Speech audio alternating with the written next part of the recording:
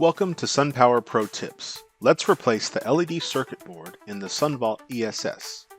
This work should only be done by a qualified person who has received safety and product installation training.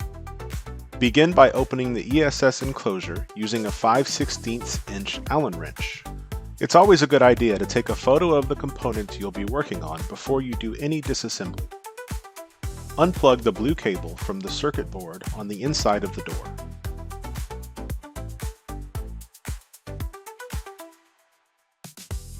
Use a number 1 Phillips screwdriver to remove the 4 screws with washers from the circuit board. Be careful not to lose the screws and washers. They are small and easy to lose.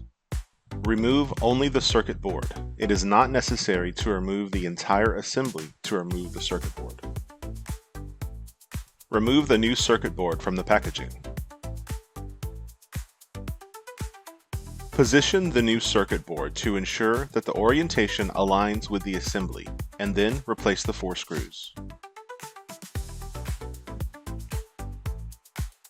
Reconnect the blue cable.